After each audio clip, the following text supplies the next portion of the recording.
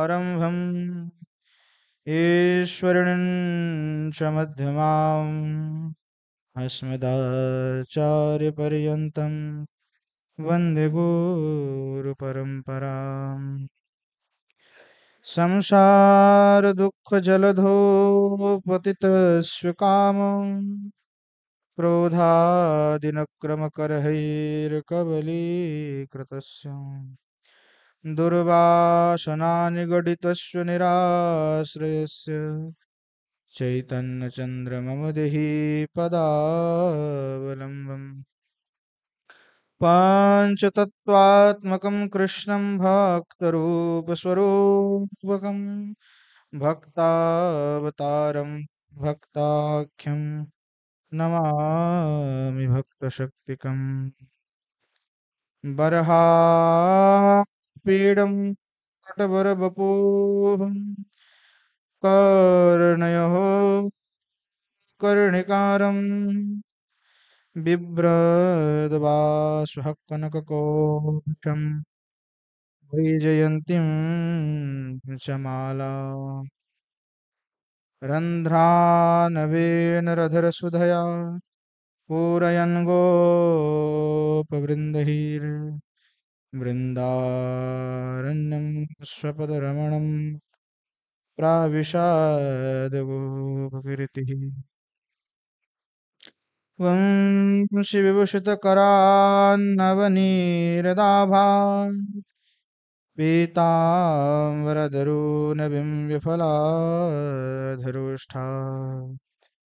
पूर्णेन्दुसुन्दरमुखादरविन्दनेत्रात् कृष्णात् परं किमपि तात महं न जाने विद्युल्लताविलसितानुपमाङ्गकान्तिं वैदाग्ध्यकारुण्यरसाप्लुतपाद्मनेत्रम् बृन्दावननवनिकुञ्जरसैकतृष्णं राधं विना किमपि तत्त्वमहं न जाने श्रीमद्भागवतं नोमि यस्वैकस्य प्रसादतः अज्ञातानपि जानाति हि सर्वगमानपि वृषारूढममाकन्तं सोममीश सदाशिवं हरिणामरसन्मत्तं नौमि गोपीश्वरं हरम् तं वेदशास्त्रपरिनिष्ठितशुद्धबुद्धिं चर्माम्बरं सुरमणीन्द्रनूतं कवीन्द्रम् कृष्णतीशं कनकपिङ्गजटाकलापं व्यासं नमामि शिरसा तिलकं फणीनाम् नारायणं नमस्कृत्य नरं चैव नरोत्तमं देवीं सरस्वतीं व्यासं ततो जयमुदीरयेत् जननी जनको वन्दिद्धरणीधरणीधरौ सन्तानवत्सलो पूज्यो सन्तनो कुशलार्थिनो श्रीरूपं साग्रजं वन्दे रघुनाथं कृपामयं श्रीजीवं भट्टयुगं च शय्यनो सुखदायकम् येषां सहजस्निग्धानां पादरेणुमभीक्ष्णसा सर्वविघ्नविनाशाय शिरसा धारयाम्यहम् वृन्द्यायै तुलसीदेव्यै प्रियायै केशवस्य च कृष्णभक्तिप्रदे देवी सत्यवत्यै नमो नमः वाञ्छकल्पतरुभ्यश्च कृपा सिन्धुभ्यैव च पतितानं पावनेभ्यो वैष्णवेभ्यो नमो नमः हरे कृष्ण कृष्ण कृष्ण हरे हरे हरे राम राम राम हरे हरे बोलो श्रीमन महाप्रभु की जय। श्री राधा गिरिंद्र बिहारी सरकार की जय। बोलो जय जय श्री राधे श्याम। और हरि बोल। श्री परम पूज्य पंडित बाबा कृपाए নিত্য সৎসঙ্গে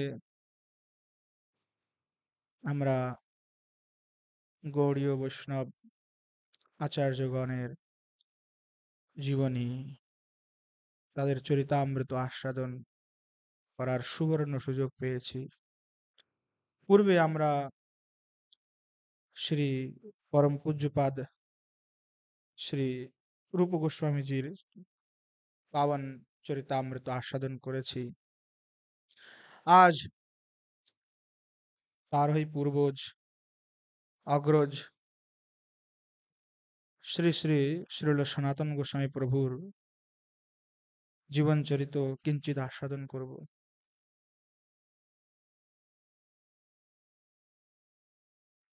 শ্রী সনাতন গোস্বামী প্রভুপাদ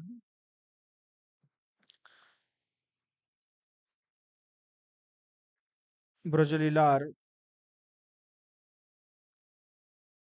রতিমঞ্জরি, কোথাও কোথাও তাকে রাগমঞ্জরি বলেও উল্লেখ করা হয়েছে। মতান্তরে কেউ কেউ লবঙ্গ মঞ্জরিও বলেন, আবার অনেকেই তাকে চতুষ্ষণের অবতার বলেও শাস্ত্রে উল্লেখ করেছে। বৈরাগ্য যুগ ভক্তি রসম প্রযত্নই পায়ন মাম অনভেপ্সু মন্ধম কৃপাম বুধির্ব্যাপ পর দুঃখ দুঃখী সনাতনম প্রভু তম আশ্রয়ামি। অর্থাৎ যিনি বৈরাগ্য যুক্ত, যে ভক্তি রস তারই প্রযত্ন করেছেন, অর্থাৎ বৈরাগ্য, কঠোর বৈরাগ্য ধারণ পূর্বক ভক্তি রসকে বিস্তার পূর্বক শ্রীমান মহাপ্রভুর মনোভীষ্ট পূরণ করেছেন। কৃপার অম্বুধি স্বরূপ পর দুঃখে দুঃখী যে সনাতন গোস্বামী পাদ, সেই প্রভুকে আমি আশ্রয় করছি। আমাদের ষড় গোস্বামীগণের সর্বজ্যেষ্ঠ এবং পূজ্য হলেন শ্রীল সনাতন গোস্বামী প্রভুপাদ। শ্রী গোস্বামীপাদের জীবনী নিয়ে প্রথম সপ্ত গোস্বামী নামক গ্রন্থে গোস্বামীপাদের জীবন চরিত্রটি প্রকাশিত হয়েছিল সতীশচন্দ্র রায়ের মাধ্যমেই। পরবর্তীতে আমাদের বৈষ্ণব সমাজের ভক্তিবিনোদ ঠাকুরের সজ্জন্ত শনিতে বিস্তারিতভাবে সেই বিষয়ে লেখালেখি হয়। আমাদের শ্রীপাঠ গোপীবল্লভপুরের সমানন্দ পীঠের শ্রী বিশ্বম্ভরানন্দ দেব গোস্বামী মহারাজ, তিনিও গোস্বামীপাদের উপরে নানান তথ্য উপাত্ত সংগ্রহপূর্বক সেগুলিকে উল্লেখ করেছেন। অনেক বিষয়, বিস্তারিত বিষয়, সমগ্র কিছু আস্বাদন করা খুব স্বল্প সময়ে সম্ভব নয়। সনাতন গোস্বামীপাদের আবির্ভাবকাল 1410 শকাব্দ, 1545 সম্বৎ, ইংরেজিতে 1488 খ্রিস্টাব্দ। গৃহে অবস্থান 27 বৎসর পর্যন্ত তিনি গৃহে অবস্থান করেছেন, অর্থাৎ গৃহ এবং রাজমন্ত্রিত্ব ত্যাগের যে পূর্ব পর্যন্ত। ব্রজে স্থিতি 43 বৎসর এবং অন্তর্ধান হয়েছেন 1880-তে, 1645 নরসম্বত, আষাঢ়ী পূর্ণিমা, 1588 খ্রিস্টাব্দ। আমরা জানি যে শ্রী সনাতন গোস্বামী এবং শ্রী রূপ গোস্বামী পাদ এবং শ্রী জীব গোস্বামী পাদ তিনজনেই একই বংশ পরম্পরার এবং গৌড়ীয় সম্প্রদায়ের প্রমুখ প্রধান আচার্য রূপেই তিনজনেই বিরাজমান ছিলেন।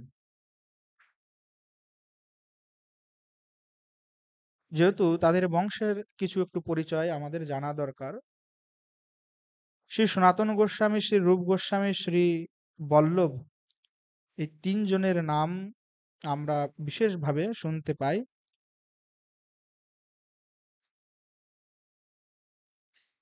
শ্রী সনাতন গোস্বামী পাদের আরো অনেক ভ্রাতা এবং বোন ছিলেন, সেগুলি কিছু পাওয়া যায়, আর অনেক তথ্যই পাওয়া যায়নি সেই সময়।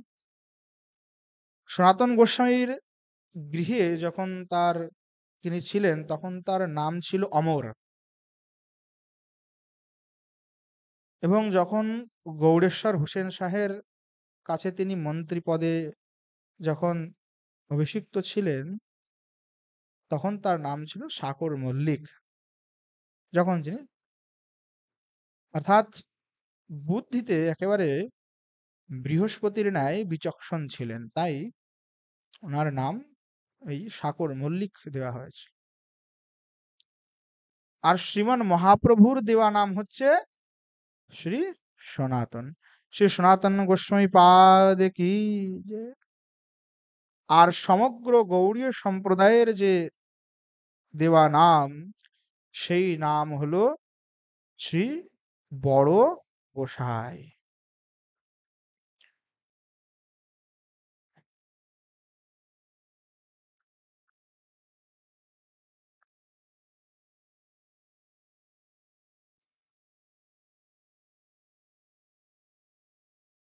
তাই গৌর হরি বল। সনাতন গোস্বামীর আরো একজন ভাই ছিলেন, তার নাম হচ্ছে রাজেন্দ্র। তিনিও একজন পরম বৈষ্ণব ছিলেন এবং পরম ভাগবত ছিলেন, মহাপ্রভুরই অনুগত ছিলেন। কিন্তু এই বিষয়ে আমরা বিস্তারিত আর জানি না, খুব সংক্ষেপে রাজেন্দ্রর জীবনী। তিনি এমন পরম বৈষ্ণব ছিলেন যে ব্রজধামে রাধাকুণ্ডের তীরে বসে তিনি যখন এই মথুরা লীলাকে শ্রবণ করেন, যে কিভাবে শ্রী কিশোরীজিকে দুঃখ যাতনা যন্ত্রণা দিয়ে কৃষ্ণ মথুরায় চলে গেছেন, তখন তিনি প্রেমে এত উদ্বেলিত হয়ে গেছিলেন, তখন তিনি উন্মত্তের ন্যায় কৃষ্ণকে মথুরা থেকে আনয়ন করার জন্য দ্রুত বেগে ধাবিত হন এবং রাধাকুণ্ড গ্রামের দক্ষিণে অল্প দূরে গিয়েই সেখানে এই মানব লীলাকে সংবরণ করেন।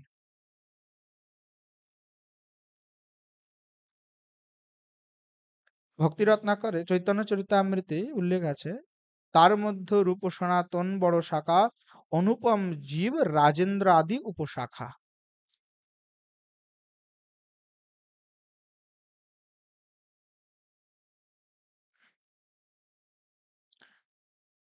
হরিদাস দাসজির গৌড়ীয় বৈষ্ণব জীবনে কিঞ্চিত তাদের বংশ পরিচয় বর্ণনা করেছেন,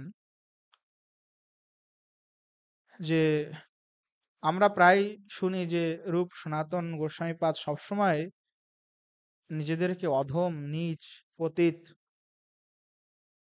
বলে উল্লেখ করেছেন, যে আমি নিচ কুলের।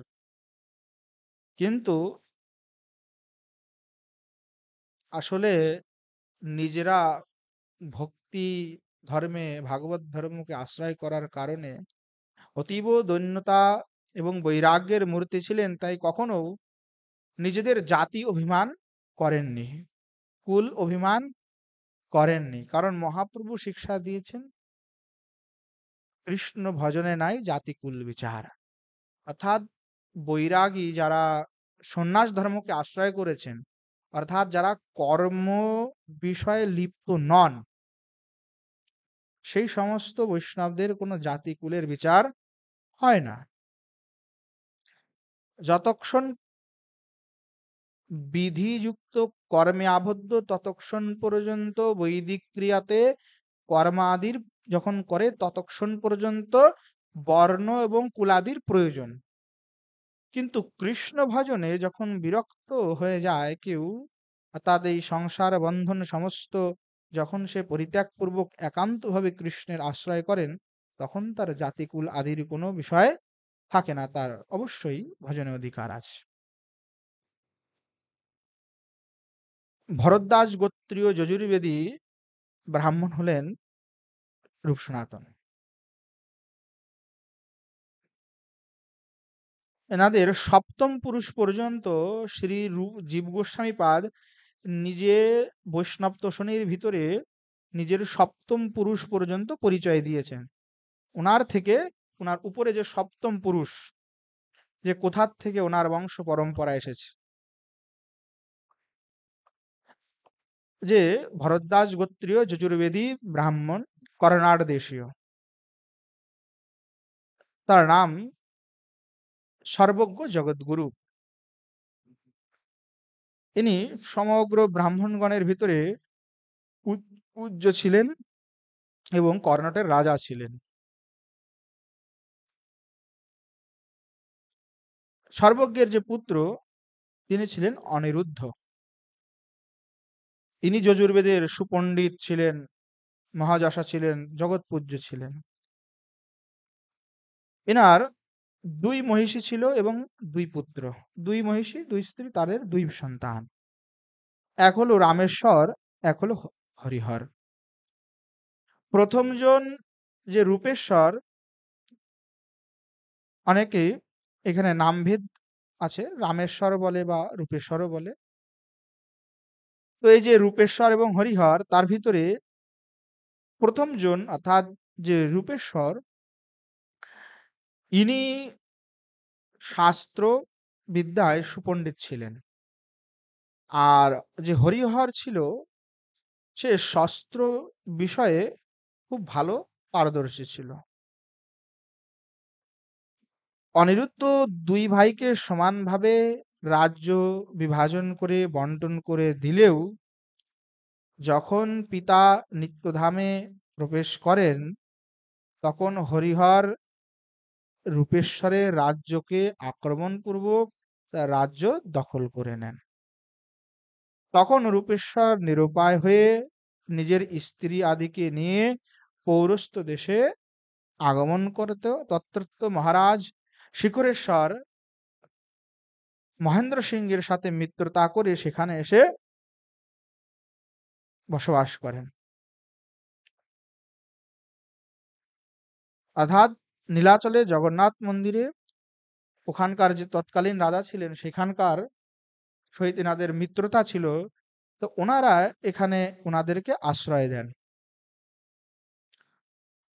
সেই যে রূপেশ্বর, এনারই পুত্র হচ্ছে পদ্মনাভ। পদ্মনাভ বিদ্যা বুদ্ধিতে ধনে মানে খুবই প্রসিদ্ধ হলেন এবং শ্রী ভগবান জগন্নাথ দেবের কৃপা সূত্রে ইনার নাম আসলে পদ্মনাভ হয়। এই পদ্মনাভ ভাগীরথী প্রান্তে নভট্ট দেবের নভট্ট অর্থাৎ নৈহাটি গ্রামে তিনি বসতি স্থাপন করেন। তথায় পণ্ডিত যদুজীবন তর্ক পঞ্চাননের কন্যা শ্রীমতী রমাদেবীর সহিত ইনার বিবাহ হয়। পদ্মনাভের 18টি কন্যা এবং 5 পুত্র ছিল। পুরুষোত্তম, জগন্নাথ, নারায়ণ, মুরারি, মুকুন্দদেব। সেই কনিষ্ঠ যে পুত্র মুকুন্দদেব, সেই মুকুন্দদেবের পুত্র ছিল কুমারদেব। কুমারদেব খুব ধার্মিক এবং আচারনিষ্ঠ ছিলেন। নৈহাটিতে ধর্ম বিপ্লব উপস্থিত হলে তখন ইনি বাকলা চন্দ্রদ্বীপে গিয়ে বসতি স্থাপন করেন এবং নৈহাটি এবং বাকলা চন্দ্রদ্বীপের মধ্যে যাতায়াত করার জন্য বর্তমান পূর্ববঙ্গের যশোরে ফতেয়াবাদ নামে এক স্থানেও তিনি বসবাস করেন। ওখানেও তিনি গৃহ নির্মাণ করে থাকেন। গৌরনগরের উত্তর সীমাস্ত মহানন্দা নদীর পূর্বকূলে মোরগ্রাম বা মুকুট গ্রাম, সেইখানকার কাশ্যপকুলজাত শ্রী হরিনারায়ণ বিশারদ মহাশয়ের কন্যা শ্রী রেবতী দেবীর সহিত কুমারদেবের বিবাহ হয়। ভুবিমঙ্গল নামক ঘটকের মাধ্যমে এই বিবাহটি সুসম্পন্ন হয়। এই কুমারদেবের অনেক পুত্র এবং সন্তান সম্বন্ধে জানা যায়, কিন্তু প্রসিদ্ধ হলো 5 জন। এক হলো রঘুনন্দন, যিনি হলো রাজেন্দ্রের পিতা।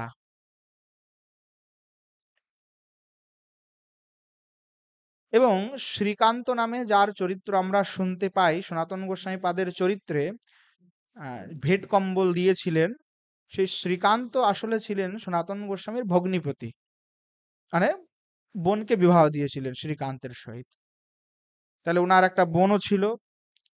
আর সনাতন সনাতন গোস্বামীপাদের পূর্ব নাম ছিল অমর। আর শ্রী রূপ গোস্বামীপাদের পূর্ব নাম ছিল হলো সন্তোষ। আর শ্রী বল্লভ, যার পূর্ব নাম আমরা জীব গোস্বামীপাদের পিতা অনুপম। এই 5 জনের নাম আমরা জানতে পারি।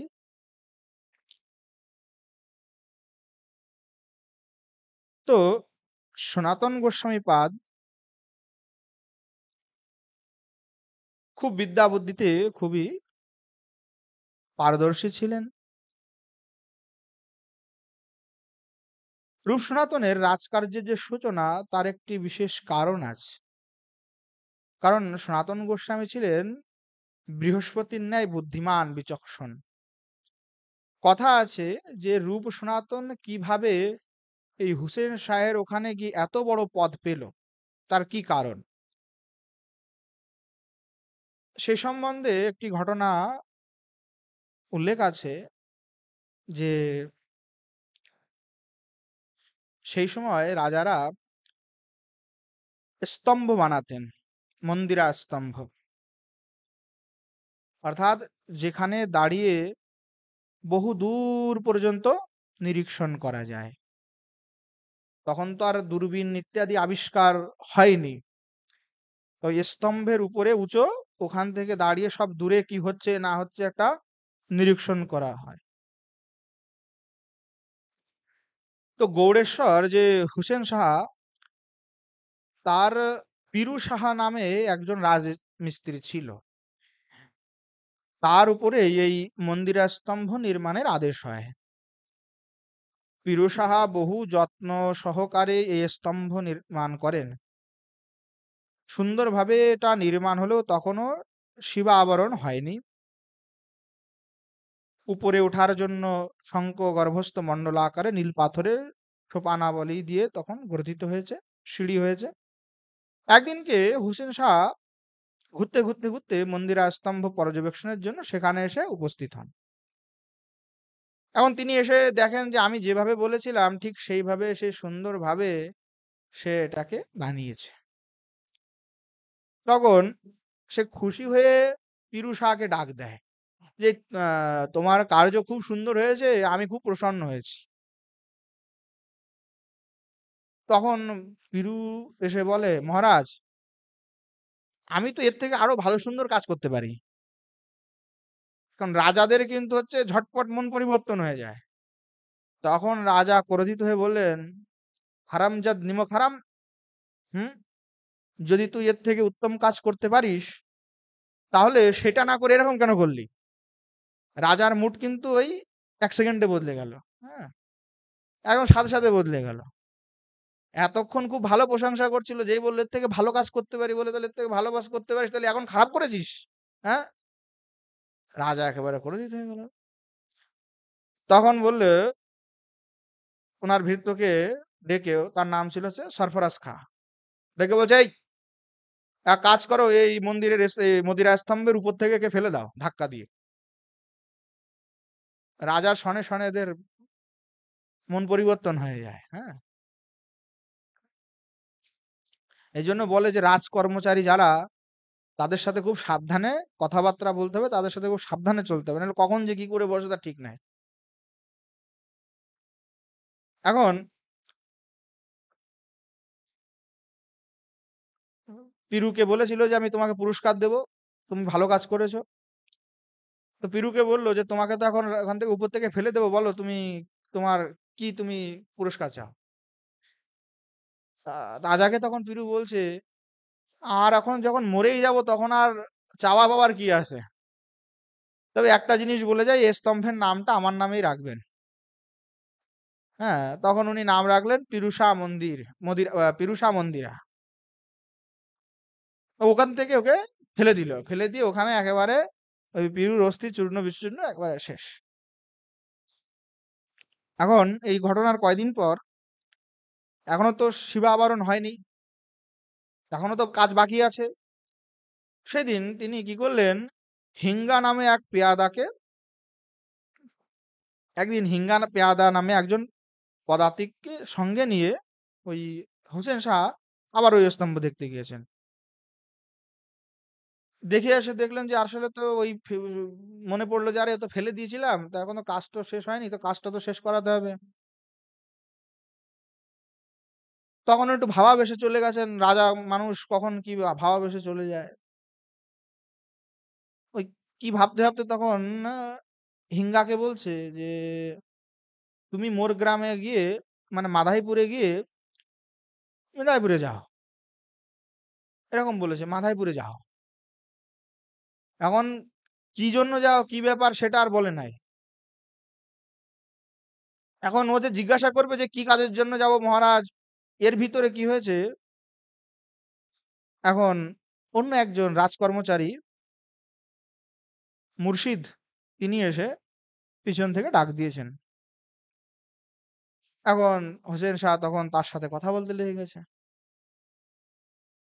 এখন ও তো আর জিজ্ঞাসা করতে পারছে না যে কি করব কি করব, কি কাজের জন্য।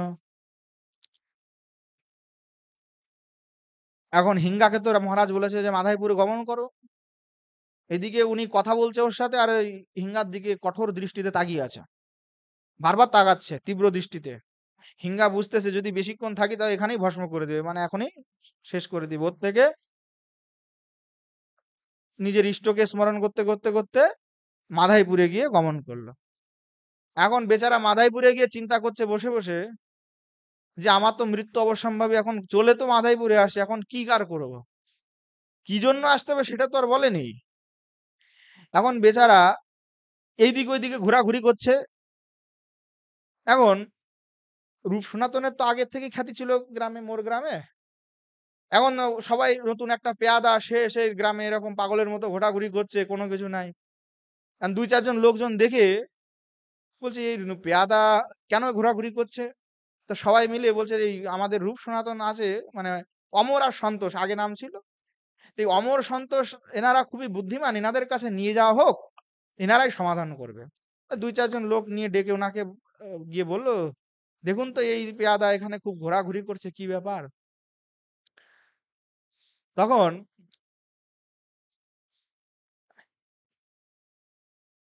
সনাতন গোস্বামী পাদ বললেন যে আসলে কি ব্যাপার, তুমি যে ঘোরাঘুরি করছো, কি কারণ বলো। রূপ গোস্বামী পাদকে বললেন, সনাতন গোস্বামী বললেন রূপকে, জিজ্ঞাসা করো যে কি ব্যাপার, কেন ঘোরাঘুরি করছে। তখন সে ওই সমস্ত পূর্ব বৃত্তান্ত বলল যে এই ব্যাপার এই ব্যাপার, রাজা তো আমাকে বলেছে যে তুমি মাধাইপুর গমন করো, কিন্তু কি জন্য গমন করো সেটা আর বলেনি।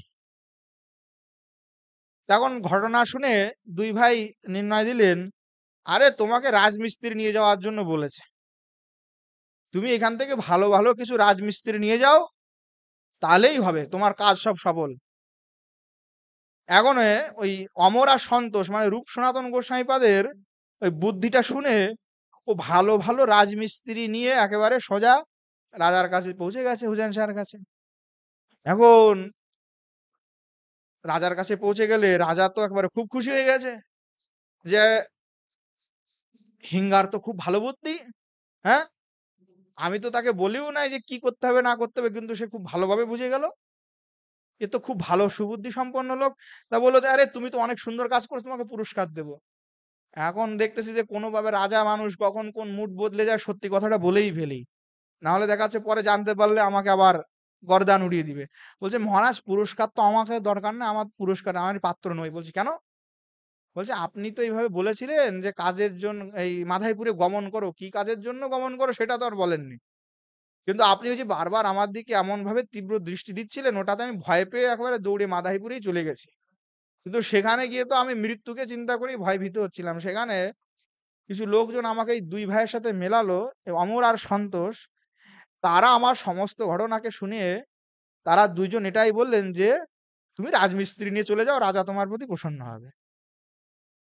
তখন রাজা বলছে আচ্ছা, তাহলে ওই দুইজনকে গিয়ে আগে ডেকে আনতে হবে। এদের মতো যে বুদ্ধি, হ্যাঁ, তাই এরা নিশ্চিত রূপে, এদেরকে যদি আমি কার্যভার রাজ্যভার সব সমর্পণ করে দিই, তাহলে আমি নিশ্চিন্তে থাকতে পারবো। তখন রাজা ওই মুর্শিদের সাথে তখন কথাবার্তা বলে যে আসলে এই দুই ভাইয়ের অনেক গুণ, তাহলে এই দুই ভাইকেই এখানে নিয়ে আসা হোক, নিয়ে এসে তাদেরকেই এখানে রাজ্যভার সমর্পণ করা হোক। তখন রাজা শিবিকা পাঠিয়ে, মানে পালকি পাঠিয়ে, রূপ সনাতনকে গিয়ে মুর্শিদকে পাঠিয়ে আনয়ন করান। এবার আনয়ন করে তার পরবর্তীতে প্রথমে তাদেরকে প্রস্তাব দেন যে রাজ্যভার তোমাদেরকে সামলাতে হবে। প্রথমে তাদেরকে প্রস্তাব দিলে দুই ভাই বিচার করলেন, যদি আমরা না স্বীকার করি তাহলে এ রাজা আমাদেরকে ছাড়বে না। যেহেতু রাজাজ্ঞা না মানলে কিন্তু মহারাশায় অনেক অসুবিধা। যতই লড়াই ঝগড়া কিছু না করো না কেন, একবার রাজাজ্ঞা যদি হয়ে যায়, ও যেন তেন প্রকারে তোমাকে উঠিয়েই ছাড়বে, শেষ করে দিবে। এই জন্য রাজদণ্ডে ভাই কোনো ছাড় নেই। তখন দুই ভাই ভাবলেন যে অগত্য কিছু করার নেই, না মানে না চাইতেও জবনদের কাছে গিয়ে চাকরি করতে হলো। তখন হোসেন শাহ তাদেরকে শাকর মল্লিক দবির খাস নামে ভূষিত করে তাদেরকে আলাদা বাসস্থান আদি দিয়ে ভোগ বিলাসের জন্য যা যাবতীয় বস্তু আদি সব উত্তম ব্যবস্থা করে দিলেন, এবং তাদের বাসস্থানের একটা সুন্দর ব্যবস্থা করেছিলেন। তার নাম হলো নবগ্রাম। পরবর্তীতে সেই স্থানের নাম হয় শাকর মল্লিকপুর। পরবর্তীতে এই নাম অনুসারে শাকমার নামে, পরবর্তীতে শাকুরমা নামেও ওই স্থান পরিচিত হয়। এলো শ্রীমান মহাপ্রভুর সাথে রূপ সনাতনের মিলনের পূর্বাবস্থা, কিভাবে তারা এই রাজ পদে আসলেন, কিভাবে মন্ত্রী আদি পদকে তারা প্রাপ্ত করলেন। শ্রী রূপ সনাতন গোস্বামী প্রভু রামকেলি গ্রামেই নিবাস করতেন।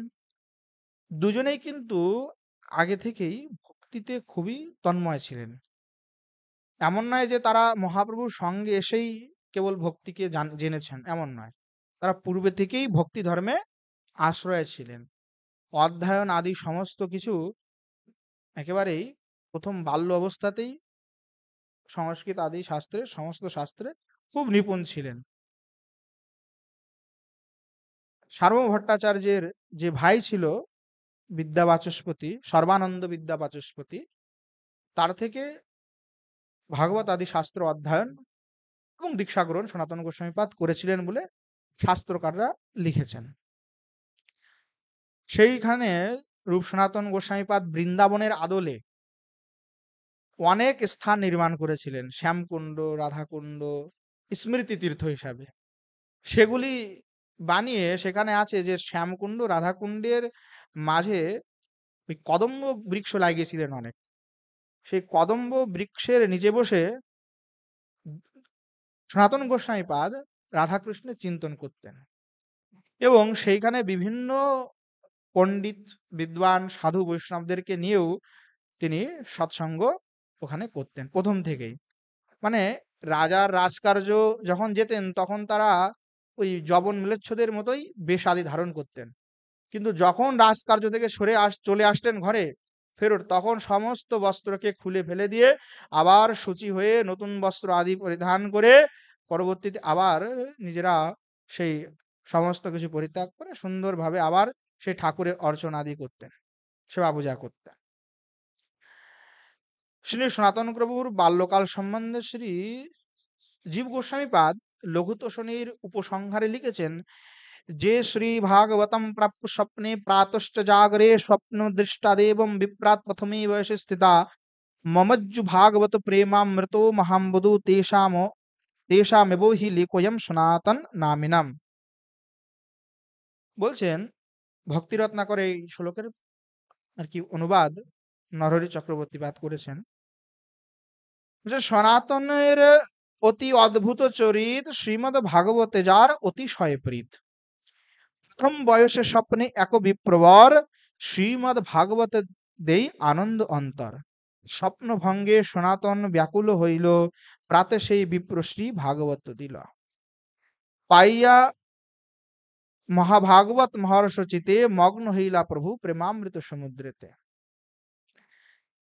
স্বপ্নে তিনি সনাতন প্রভু কিন্তু ভাগবতে প্রথম থেকে অতিশয় প্রেম ছিল। প্রথম যখন ওনার বয়স অল্প বয়স, সেই সময়তেই এক বিপ্রবর স্বপ্নে তাকে ভাগবত অর্পণ করলেন। এটা উনি স্বপ্নে দেখলেন। পরবর্তীতে স্বপ্ন ভঙ্গে উনি ব্যাকুল চিত্ত হয়ে গেলেন। রাতে সেই বিপ্র ভাগবতে দিলা। প্রাত এক বিপ্র তাকে ভাগবত দিলেন। পাইয়া ভাগবত মহর্ষ চিতে, তিনি পাইয়ে ভাগবত একেবারে মহানন্দিত হয়ে গেলেন। মগ্ন হইলা প্রভু প্রেমা সমুদ্রেতে, মগ্ন হয়ে একেবারে প্রেম সমুদ্রেতে ডুবে গেলেন। শ্রীমদ ভাগবত অর্থ জয়ীছে আস্বাদিলা, তাহার শ্রী বৈষ্ণব তোষণীতে প্রকাশিলা। যা সনাতন গোস্বামীপাদ আস্বাদন করেছিলেন, তা বৈষ্ণব তোষণীতে সমস্ত কিছু গোস্বামীপাদ একেবারে উল্লেখ করেছেন। সনাতন গোস্বামীপাদ কিন্তু ভাগবতের উপরে টিকা লিখেছেন শুধুমাত্র দশম স্কন্ধের উপরে। তিনি দশম স্কন্ধের উপরে অন্য কোথাও আর টিকা লেখেননি, কেবল দশম স্কন্ধের উপরে লিখেছেন। সনাতনের পূর্ব কহি সংক্ষেপেতে, জীব গোস্বামী বিস্তারিলা তোষণীতে। সনাতন গোস্বামীপাদ খুব সার রূপে সংক্ষেপ রূপে কিন্তু বলেছেন, আর ওইটাকে আবার বিস্তার করেছেন কে? শ্রী জীব গোস্বামীপাদ। বৈষ্ণব তোষণীর বিস্তার হচ্ছে লঘু তোষণী জীব গোস্বামীপাদের। সনাতন গোস্বামীপাদ মেঘদূতমের উপরে একটি টিকা লিখেছিলেন। প্রসিদ্ধ কাব্য মেঘদূত, সেই মেঘদূতের উপরেও সনাতন গোস্বামীপাদের একটি টিকা পাওয়া যায়। সেই সনাতন গোস্বামীপাদ ভাগবতের টিকার প্রারম্ভে নিজের গুরু সম্বন্ধে লিখেছে। ভট্টাচার্যম সার্বভৌমম বিদ্যাবাচস্পতিন গুরুন বন্দে বিদ্যাভূষণং চ গৌড়দেশ বিভূষণম। বন্দে শ্রী পরমানন্দম ভট্টাচার্যম রসপ্রিয়ম, রামভদ্রম তথা বাণী বিলাসঞ্চোপদেশকম। লিখছেন যে আমি বিদ্যাবাচস্পতি সার্ব ভট্টাচার্য প্রভৃতি গুরুবর্গকে এবং গৌড়দেশ বিভূষণ বিদ্যাভূষণ পাদকে বন্দনা করছি। আমি রসপ্রিয় পরমানন্দ ভট্টাচার্য এবং বাক চতুর অধ্যাপক শ্রী রাম ভদ্রকেও বন্দনা করছি। এগুলি কিন্তু উনি মহাপ্রভুর সাথে দেখা হওয়ার পূর্বেই নবদ্বীপে এই সমস্ত বড় বড় দিগ্গজ পণ্ডিতদের কাছে গিয়ে অধ্যয়ন করেছেন আগে। এই যে রামভদ্রাচার্যের কাছে যিনি অধ্যয়ন করেছেন, এই রামভদ্রাচার্য ছিলেন জয়দেব গোস্বামীর বংশজ। এবং ইনিও অনেক গ্রন্থাদি এই বিষয় টিকা লিখেছেন। শ্রী রূপ সনাতন গোস্বামীপাদ সপ্তগ্রামের প্রসিদ্ধ পণ্ডিত এবং শাসনকর্তা সৈয়দ বংশীয় ফখরুদ্দিনের কাছে এনারা পার্সি ভাষা শিখেছিলেন। শুধু যে বাংলা সংস্কৃতের পণ্ডিত তা না, পার্সি ভাষাও ওনারা ওই সময় এখানে শিক্ষা করেছেন। কারণ তার বলেই কিন্তু এই রাজপদে তখন তো ফার্সি চলতো। সংস্কৃত, ওই মুঘলরা তো আর সংস্কৃত আলোচনা করতো না, তারা তাদের ভাষা ছিল ফার্সি, তো ওই সময় ফার্সি শিখতে হতো। এই জন্য ফার্সি ভাষাও শিক্ষা তারা নিয়েছিলেন।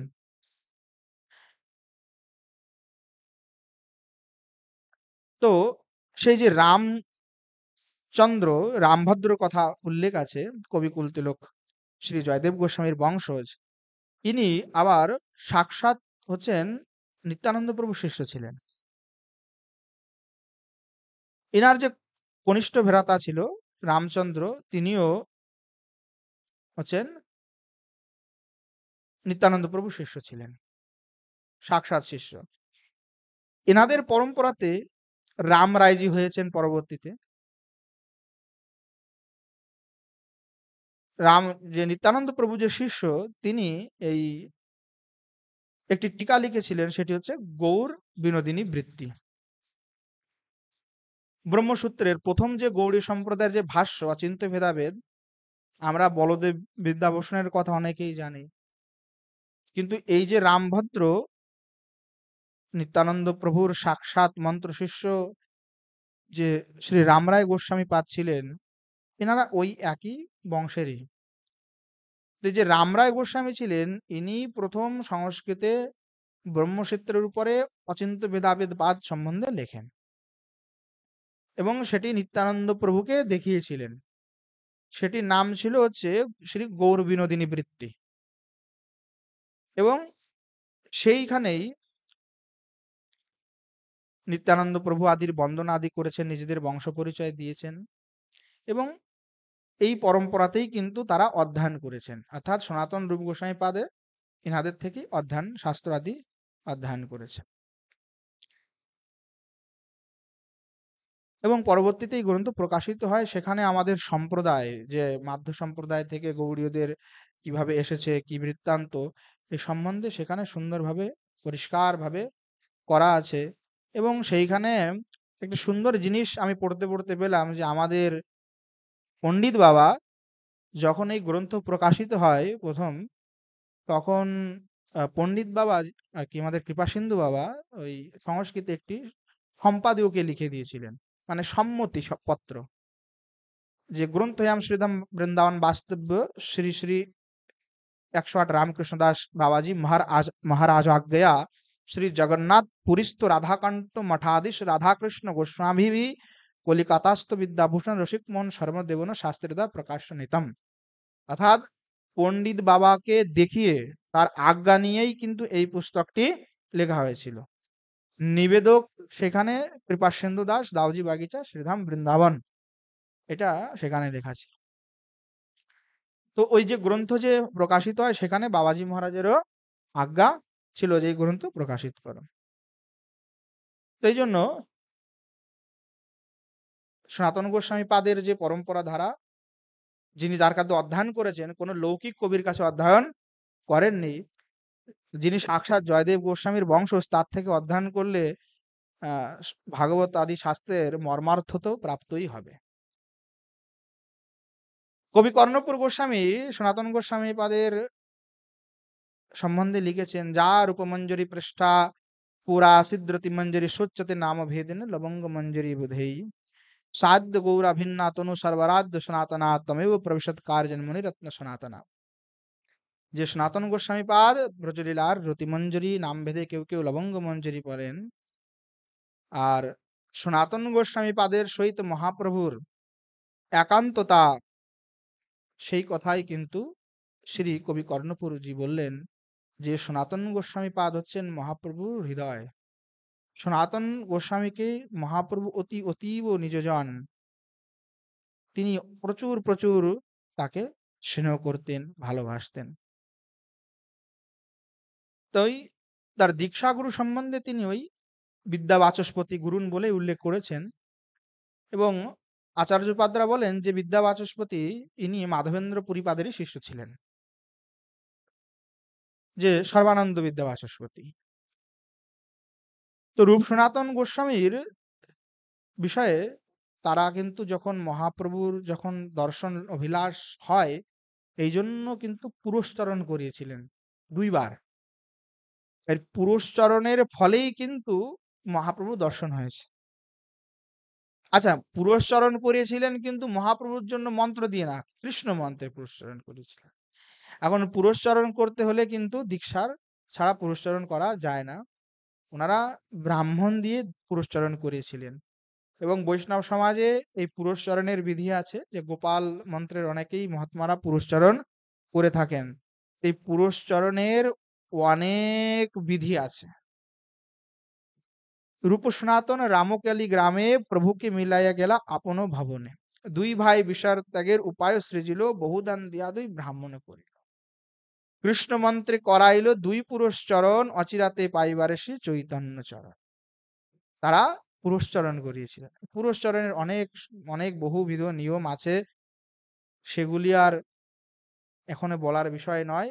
আমাদের উদ্দেশ্য সনাতন গোস্বামী পাদের জীবনে। যখন রূপ সনাতন গোস্বামী পাদের বয়স 22 থেকে 23 বৎসর কাল, তখন এই গোস্বামীদ্বয়ের সর্বত্র সুখ্যাতি ছড়িয়ে যায়। যেহেতু তারা তাদের এই সুখ্যাতির কথা জেনেই রাজা তাদেরকে নিয়ে আসেন। ভক্তি রত্নাকরে লিখেছেন, সনাতন রূপ মহামন্ত্রী সর্বাংশতে শুনিলেন রাজাশিষ্ট লোকেরও মুখিতে, গৌড়ের রাজা যবন অনেক অধিকার, রূপ সনাতনে আনি দিল রাজ্যভার।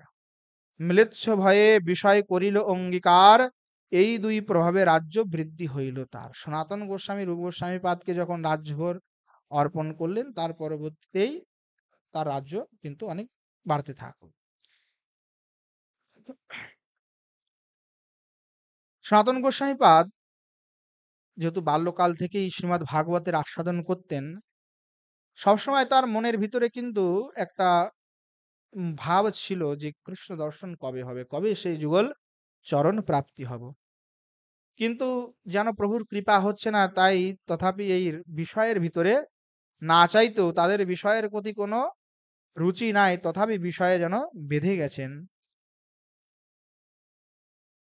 মহাপ্রভুকে যখন তিনি প্রথম দর্শন করেন, মহাপ্রভুকে রামকেলিতে, তারপরে মহাপ্রভুর সাথে প্রায় প্রায় যখন কথা হতো, একসময় যখন সনাতন গোস্বামী পাদ অনেক দৈন্যতা নিয়ে, কষ্ট নিয়ে মহাপ্রভুকে লিখেছিলেন, তখন মহাপ্রভু তাকে একটি আশ্বাসন পত্র পাঠিয়েছিলেন লিখে, কি পরব্যাসনী নারী ব্যগ্রাপি গৃহ কর্মসু তদেব আস্বাদেন্তর নব সঙ্গ রসায়নম।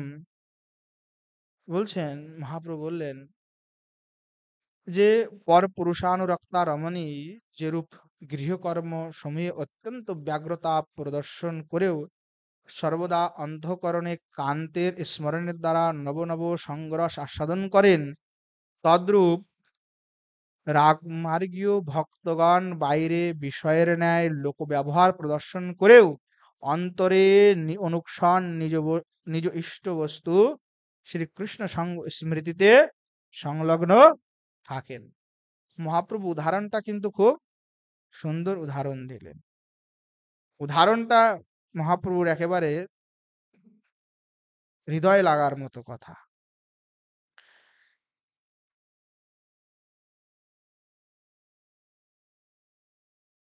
শ্রীমান মহাপ্রভু তাকে কৃপা করলেন রামকেলি গ্রামে এসে। সনাতন রূপ সনাতনকে, দুই ভাইকে উভয়কে কৃপা করেছেন। যখন দেখা করতে এসেছিলেন, তখন রাত্রে বেলায় লুকিয়ে দেখা করতে এসেছিলেন, কারণ সবাই তো পরিচিত রাজমন্ত্রী, এইভাবে স্বাভাবিকভাবে তো তারা চলাফেরা করেন না। তাই রাত্রিতে লুকিয়ে নিজেদের বেশ পরিবর্তন করে তারা শ্রীমান মহাপ্রভুর সাথে দর্শন করতে এসেছিলেন। যখন দর্শন করতে আসেন, তখন প্রথম ওই নিত্যানন্দ প্রভু এবং হরিদাস ঠাকুরের সাথেই তাদের দেখা। তাদেরকে নিবেদন করলেই শ্রীমান মহাপ্রভুর দর্শন লাভ করেন। মহাপ্রভুকে দর্শন করে দণ্ডবাদ প্রণাম করে সনাতন গোস্বামী পাদ মহাপ্রভুকে বলেন যে আমার ন্যায় পাপাত্মা অপরাধী প্রভু এই সংসারে আর কেউ নেই। আমি যে বলবো যে আপনি আমার দোষ অপরাধ ক্ষমা করুন, এই কথাটা বলতেও আমার লজ্জা হয়। এই কথাটা বলার মতো সাহস বা অধিকার বা আমার নাই প্রভু। মহাপ্রভু সনাতন গোস্বামী পাদের মস্তকে নিজ চরণ স্পর্শপূর্বক বললেন যে তুমি যে সত্যি বৃন্দাবনবাসী, এতে একমাত্র সংশয় নেই, তুমি এখানকার নও। তোমার সাথে মথুরায় যাওয়ার আমার খুব ইচ্ছা। লুপ্ত তীর্থ উদ্ধার, বৃন্দাবন প্রকট, এই সমস্ত কার্যই তোমার দ্বারা হবে। শ্রীমান মহাপ্রভুকে তখন সনাতন গোস্বামীপাদ বললেন, কৃষ্ণের উপবন রমণীয় শুভ বৃন্দাবন, সেখানে শ্রী রাধার সহিত শ্রীকৃষ্ণ সবসময় নিত্য লীলা বিলাস করছেন। যে স্থানে শ্রী যুগল সরকার সদা নিত্য বিলাস করছেন, সেটা মনুষ্যের কথা তো দূরে থাক, তার দেবতা মুনি ঋষি যোগী তাদের জন্যেও আসলে দুর্লভ।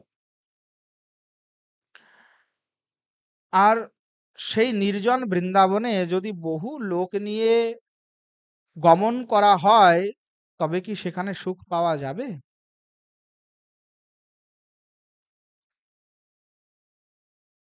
তোমার কৃপারূপ শস্ত্রাঘাতে আমার রাজপাত্রাদি দৃঢ় শৃঙ্খল ছেদন করে যদি নিজ সান্নিধ্যে আপনি আনয়ন করেন, যদি সুখ সঞ্চারণ করেন,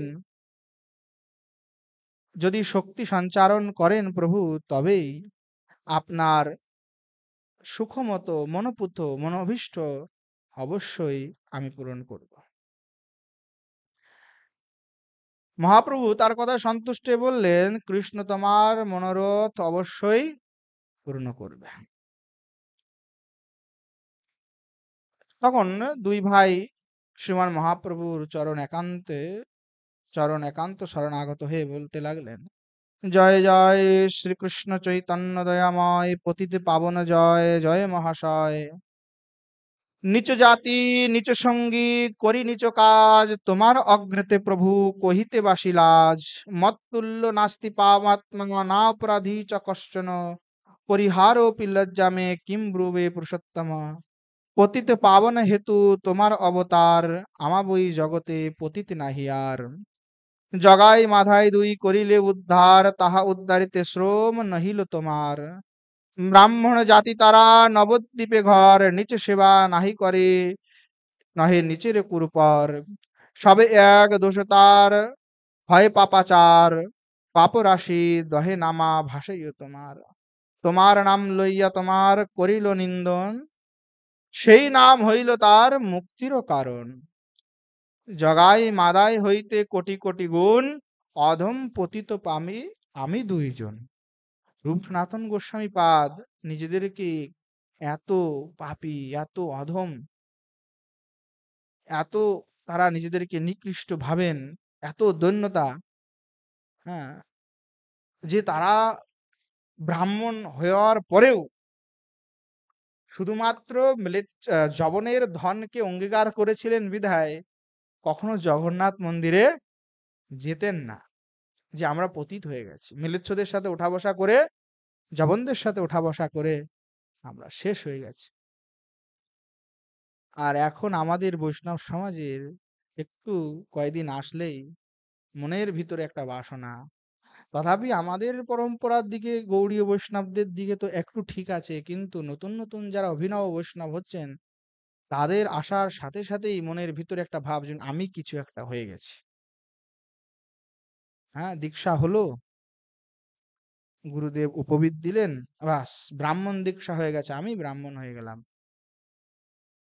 আর যারা সাক্ষাৎ ব্রাহ্মণ জন্মগত, তারা নিজেদেরকে দীনহীন কাঙাল চিন্তা করে সব থেকে অধম নিকৃষ্ট বলে কল্পনা করছেন, চিন্তন করে বলছেন আমাদের থেকে অধম পাপী আর কেউ নাই। এই বৈষ্ণব জগৎ কখনো এই শিক্ষা দেয় না যে আমি বড় কিছু হয়ে গেছি, বড় বিশেষ ব্যক্তি। এটা আমাদের আদর্শ নয়। বলছেন মিলেচ্ছ জাতি মিলেচ্ছ সঙ্গী করি মিলেচ্ছ কর্ম, গো ব্রাহ্মণ দ্রোহী সঙ্গে আমারও সঙ্গম। মোর কর্ম মোর হাতে গলায় বাঁধিয়া, কুবিষয় বিষ্ঠা গর্তে দিয়াছে ফেলিয়া। আমা উদ্ধারিতে বলি নাহি ত্রিভুবনে, পতিত পাবন তুমি সবে তোমা বিনে। আমা উদ্ধারিয়া যদি রাখো নিজ বল, পতিত পাবন নাম তবে সে সফল। সত্য এক বাত কহ শুনো দয়াময়, মবিনু দয়ার পাত্র জগতে না হয়। মোরে দয়া করি করো সদয়া সফল, অখিল ব্রহ্মাণ্ড দেখুক তোমার দয়া বল। নমৃষা পরমার্থমেব মে শৃণু বিজ্ঞাপনমে মেকগ্রতঃ, यदि मे न द्वेष्यसि तदा দয়নীয়স্তবনাৎ দুর্লভা। আপনে অযোগ্য দেখি মনে পাও শোভ, তথাপি তোমার গুণে উপজয় লোভ। বামন হইয়া চাঁদ ধরিতে ইচ্ছা করে, তৈছে মোর এই বাঞ্ছা উঠাই অন্তরে। মহাপ্রভু শুনে তখন বলছেন, শুনি মহাপ্রভু কহে, শোনো রূপদবীর খাস, তুমি তুমি দুই ভাই মোর পুরাতন দাস। আজ হইতে দুহার নাম রূপ সনাতন, দৈন্য ছাড়ো তোমার দৈন্য হাটে মোর মন। কি দৈন্যতা! মহাপ্রভু বলছেন, এই দৈন্যতা আর বলো না, আমার বুকটা ফেটে যাচ্ছে তোমাদের এই দৈন্যতা শুনে। দৈন্য পত্রে লিখে মোরে পাঠাইলে বারবার, সেই পত্রেতে জানি তোমারও ব্যবহার। মহাপ্রভুকে দর্শন করার আগে যখন তারা পত্র পাঠাইতেন মহাপ্রভুর কাছে, যেতে পারেননি কিন্তু পত্র পাঠিয়েছেন, মহাপ্রভু সেই পত্রগুলি পড়ে উত্তর দিতেন। তাই বলছেন, তোমাদের পত্র পড়ে আমি তখন জানতে পেরেছি তোমাদের ব্যবহার কেমন। তোমার হৃদয় ইচ্ছা জানি পত্র দ্বারে, শিকাইতে শ্লোক লিখি পাঠাইল তোমারে। তোমাকে শেখানোর জন্যই তো শ্লোক পাঠালাম, যে ভাবটা অন্তরে লুকিয়ে রাখো, প্রকাশ করার দরকার নেই। মহাপ্রভু বলছেন, গৌড় নিকট আসিতে নাহি মোর প্রয়োজন, আমার এই গৌড়ে আসার কোনো প্রয়োজন নাই। তোমা দুহা দেখিতে মোর ইহা আগমন। তোমাদের দুইজনকে দেখতেই আমি এখানে এসেছি, আমার আসার আসলেই অন্য কোনো কারণ ছিল না। এই মোর মনের কথা কেহ নাহি জানে, সবে বলে কেন আইলা রামকেলা গ্রামে। সবাই বলছে মহাপ্রভু কেন আসলো রামকেলিতে, কেন আসলো। ভালো হইল দুই ভাই আইলা মোর স্থানে, ঘরে যাও ভয় কিছু না করিও মনে। দুই ভাইকে মহাপ্রভু আশ্বাসন দিলেন। মহাপ্রভু আরো বললেন, জন্মে জন্মে তুমি দুই কিঙ্কর আমার, অচিরাতে কৃষ্ণ তোমায় করিবে উদ্ধার। চিন্তা করো না, তোমাদেরকে অবশ্যই কৃষ্ণ কৃপা করবে। মহাপ্রভু প্রথমবার তাদেরকে দর্শন দিলেন, কৃপা করলেন, তারা গোস্বামীদ্বয় চলে গেলেন। রাত্রি মহাপ্রভু রামকেলি গ্রামে অবস্থান করলেন। পরের দিন প্রাতকালে সেখান থেকে কানাই নাটশালা গ্রামে আগমন করলেন এবং সেই রাত্রিতে তথায় বসে বসে রূপ সনাতনের সম্বন্ধে চিন্তা করতে লাগলেন, যে সনাতন ভালো কথা বলেছে যে বহু লোকের সঙ্গে বৃন্দাবন যাওয়াটা আসলে ঠিক হবে না। হ্যাঁ, রাতে চলি আইলা কানাইর নাটশালা, দেখি সকল তাহা কৃষ্ণ চরিত্র লীলা। সেই রাত্রে তাহা প্রভু চিন্ত মনে মনে, সঙ্গে সংঘট্ট ভালো নহে বইল সনাতনে।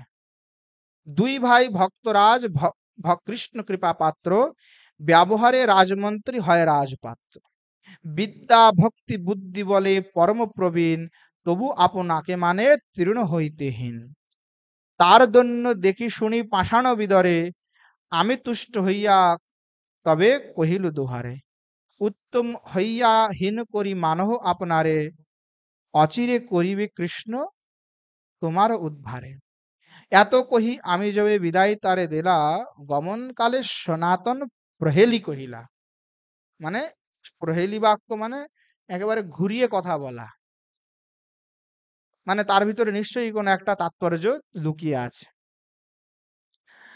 যার সঙ্গে হয় এই লক্ষ কোটি, যার সঙ্গে হয় এই লক্ষ কোটি, বৃন্দাবনে যাইবার এই নহে পরিপাটি। আগার যদি বৃন্দাবনে যেতে হয় তবে এই লাখ লাখ লোক সঙ্গে নিয়ে যেতে নাই, সেখানে তো নির্জনে লোকজন খুব কম নিয়েই যেতে হয়। তবু আমি শুনিলি মাত্র না কইলু অবধান, প্রাতে চলি আইলাও কানাই নাটশালা গ্রাম। রাত্রিকালে মনে আমি বিচার করিল, সনাতন মোরে কিবা প্রহেলি কহিল। ভালো মতো কহিল মোর এত লোক সঙ্গে, লোক দেখি কহিবে মোরে এক এক ঢঙ্গে। এই জন্য মহাপ্রভু সনাতন গোস্বামীপাদের প্রহেলিকাকে শুনেই তিনি বহুলোক সঙ্গে বৃন্দাবন যাত্রা ঠিক হবে না এই বিচার করলেন, এবং এই বিচার করেই তিনি দক্ষিণ দেশে আবার পুনরায় যাত্রা করলেন। শ্রী সনাতন গোস্বামী পাদের বিষয় ত্যাগ। এদিকে সনাতন রূপ গোস্বামী পাদ যেদিন থেকে মহাপ্রভুর দর্শন করেছেন সেই দিন থেকে আর বিষয়ের প্রতি একেবারে রুচি নেই। বিষয়ে যে প্রীতি এবে আছই আমার, সেই মতো প্রীতি হোক চরণে তোমার। মহাপ্রভুর কাছে প্রার্থনা করেছেন, বারবার চিন্তন করছেন যে কিভাবে বিষয়কে আর কি আমরা পরিত্যাগ করব। পুরস্চারণ করালেন। এদিকে রূপ গোস্বামী পাদ নৌকাতে করে সমস্ত, কারণ রূপ গোস্বামী পাদ তখন কিন্তু নির্ণয় নিয়েছেন আর সংসারে থাকবো না। তিনি এই সমস্ত ধন আদি নিয়ে সব একেবারে অর্ধেক ব্রাহ্মণ বৈষ্ণবকে, 1/4 স্বজন বর্গকে, 1/4 ভাবি কোনো বিপদ হলে রক্ষার জন্য বিশ্বস্ত ব্রাহ্মণের নিকট গচ্ছিত রাখলেন। আর রামগিরিতে সনাতন গোস্বামীকে 10,000 মুদ্রা দিয়েছিলেন। সনাতন গোস্বামী বাদ কোনো এক মুদির কাছে সেই ধন গচ্ছিত রেখেছিলেন, এবং যা প্রয়োজন হতো সেইখান থেকে নিয়ে ব্যয় তিনি করতেন। কিছুদিনের মধ্যে রূপ গোস্বামী পাদ মহাপ্রভুর অন্বেষণের জন্য 2 চর নিযুক্ত করেছিলেন। তখন শ্রীমান মহাপ্রভু রামকেলি হতে কানাই নাটশালা হয়ে পুরীধামে প্রত্যাবর্তন করেছেন। সেখানে তিনি বহুজন সঙ্গ পরিত্যাগ পূর্বক পরিকরগণের একান্ত অনুরোধে, মানে একাই যেতে চাচ্ছিলেন, তারপরেও পরিকরের অনেক মানে অনুরোধে প্রার্থনায় বলভদ্র ভট্টাচার্যকে সঙ্গে নিয়ে নির্জন পথে, নির্জন যে বনপথ সেই বনপথে শ্রী বৃন্দাবনের যাত্রা করেন। সেই খবর সেই 2 দূত রূপ গোস্বামী পাদকে দিলে তখন তৃষ্ণাতুর চাতকের ন্যায় গোস্বামী পাদ তৎক্ষণাৎ শ্রবণ করা মাত্রই একটি পত্র সনাতন গোস্বামী পাদের নিকট প্রেরণ করেন যে আমি অনুপম শ্রীমান মহাপ্রভুর পাদপদ্মে মিলিত হইবার জন্য বৃন্দাবন ধাম চলিলাম, তুমি যে কোনো রূপে তোমার বন্ধন দশাকে মুক্ত করে বৃন্দাবনে চলে আসো। কারণ রূপ গোস্বামী পাদ যখন এই সমস্ত কিছু কাজটা ছেড়ে দিয়েছেন, অনুপমও ছেড়ে দিয়েছেন, অনুপমও ওখানে মানে কোষাধ্যক্ষ ছিলেন হোসেন শাহ। যখন এইগুলো সব ছেড়ে দিয়েছেন তখন সনাতন গোস্বামী পাদ ভাবছেন যদি সবাই একসাথে ছেড়ে দিই তাহলে অনেক সমস্যা হতে পারে। তা আগে 2 ভাই ছেড়ে দিয়েছে, আমিও ধীরে ধীরে ত্যাগ করে দিব। যখন সনাতন গোস্বামী পাদ এই পত্র পেলেন, বিচার করলেন যে রাজা আমাকে অনেক ভালোবাসে তাই বন্ধন করে রেখেছে। রাজা দণ্ড দেওয়ার জন্য বন্ধন করেননি, ভালোবাসেন তাই বন্ধন করেছেন। ভালোবাসেন বলতে, কারণ তারা হচ্ছে এই রাজ্যের মাথা, তাদের ছাড়া রাজ্য অচল এক প্রকার। তা ভালোবাসেন এই জন্য যে এদের বিচার বুদ্ধি বিবেচনা এতই ভালো যে এরা থাকলে রাজ্য সুষ্ঠুভাবে চলবে, যদি না থাকে তাহলে তো এই রাজ্য চলবে না। তাই নজরবন্দি করে রেখেছেন। হ্যাঁ, নজরবন্দি করে রাখলেন যে যেন এ চলে না যেতে পারে, কারণ এর বড় ভাই আগেই, এই ছোট ভাইটা আগেই পালিয়ে গেছে 2 জন। তো এই জন্য এনাকে নজরবন্দি করেছেন প্রথমত। তো উনি প্রথম আর কি এই যখন রূপ গোস্বামী পাদ চলে আসলেন, অনুপম চলে আসলেন, তখন উনিও দেখলেন যে কি করা যায়। তখন প্রথমে অসুস্থ বাহানা করলেন যে আমি অসুস্থ। তখন রাজকার্যে আর যেত না। এখন যখন রাজা খবর পেলেন যে কি ব্যাপার, ও আসছে না, কি ব্যাপার, বলছে না ওনার নাকি অনেক শরীর খারাপ, অসুস্থ, এই জন্য আসছেন না। তো রাজা বলছে যে শরীর খারাপ, তার জন্য তো বৈদ্য দেখাতে হবে, বসে থাকলে কি আর রোগ ভালো হবে? তখন রাজবৈদ্যকে পাঠালেন। এখন সনাতন গোস্বামী পাদ কি করছেন, ওই শরীর অসুস্থর বাহানা তো দিয়ে বসে আছেন, এদিকে বিভিন্ন ব্রাহ্মণ পণ্ডিতদের সাথে নিয়ে বসে ভাগবত আলোচনা করছে। তখন রাজবৈদ্য তখন ওখানে এসে তাকে দেখলেন,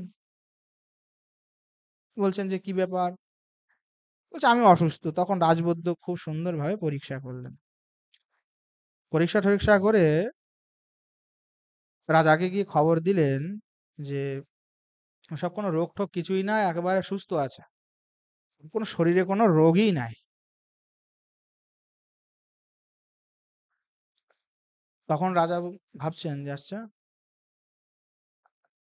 অলরেডি এর ছোট ভাই দুটো পালিয়েছে, এবার আমি যদি এখন বসে থাকি এটাও পালাবে, তখন আমার রাজ্য একেবারে কে চালাবে, তখন তো সব গড়বড় হয়ে যাবে, এরা যদি সব উদাসীন হয়ে যায়। তখন বাদশাহ নিজেই লোকজন সঙ্গে নিয়ে একেবারে গিয়ে উপস্থিত হলেন সনাতন গোস্বামীর বাড়িতে। এখন গোস্বামীপাদ ওনাকে দেখেই সাথে সাথে সিংহাসন আদি দিয়ে বসালেন। তখন ডাইরেক্ট রাজা তখন জিজ্ঞাসা করলেন, কি ব্যাপার, তোমার তো কোনো শরীরেও অসুবিধা না, তুমি অসুস্থও নও, কিছুও নয়, তবে তুমি কেন রাজকার্যে আসছো না? সনাতন গোস্বামীপাদ একেবারে চোখে চোখ রেখে একদম ডাইরেক্ট বললেন, আমার দ্বারা আর কোনো কাজ টাজ হবে না, করতে পারবো না, আপনি অন্য লোকের ব্যবস্থা করুন। এই কথা শুনে বাদশাহ একটু ক্রোধিত হয়ে গেলেন, কারণ একেবারে সামনাসামনি চোখ রেখে কথা বলছে। হ্যাঁ, ক্রোধিত হয়ে গেছে।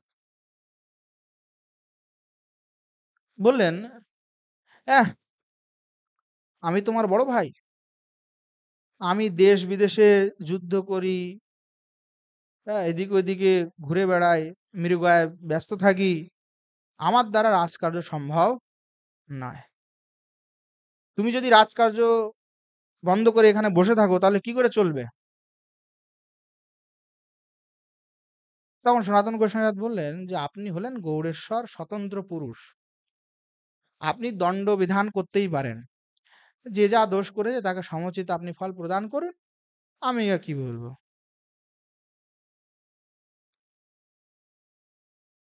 অর্থাৎ সনাতন গোস্বামী পাদ এটাই বলতে চাচ্ছেন যে রাজা, তুমি তো প্রাণী হিংসা আদি করে অত্যাচার করো, তার ফল তুমি ভোগ করো, আমি কেন ভোগ করব, আমি এসবের ভিতরে নাই।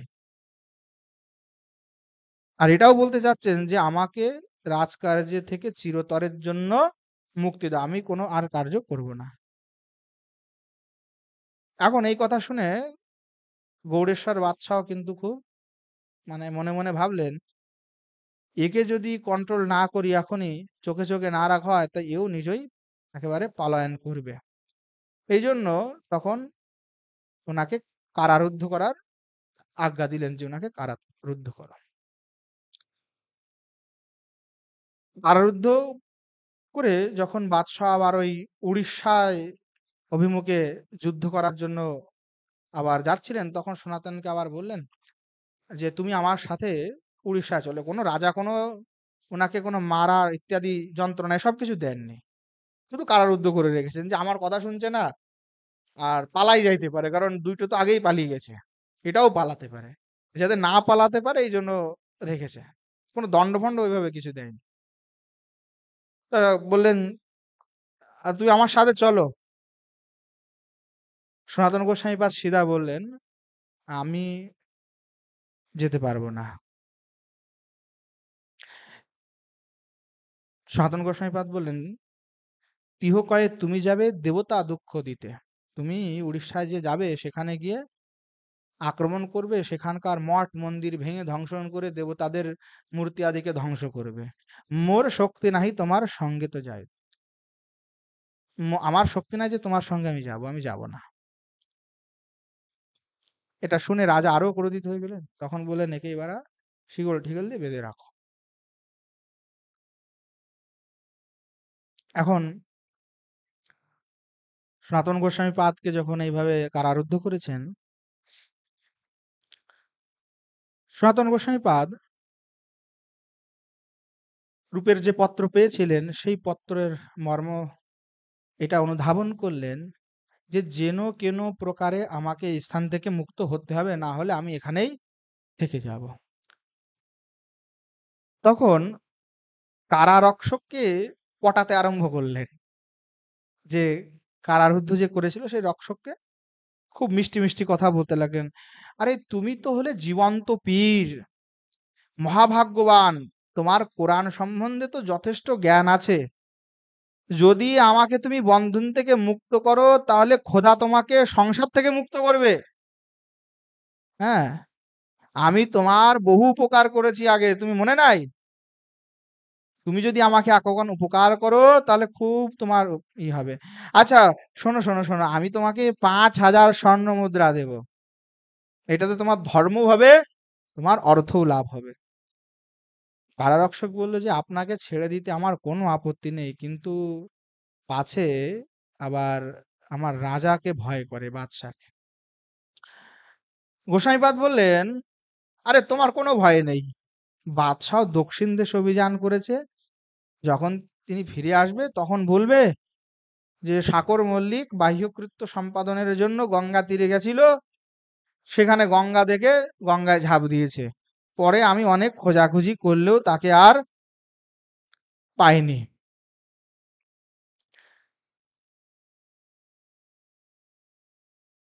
সে ওই পায়ে যেহেতু তার লোহার বেড়ি ছিল, সেই সাথে কোথায় ডুবে গেছে কে জানে, কিছুই সন্ধান পায়নি। তোমার কোনো কিছু ভয় নাই। হ্যাঁ, আর আমি এই দেশ ছেড়ে একেবারে মক্কায় চলে যাব, কোনো অসুবিধা নেই, কোনো ব্যাপার নাই।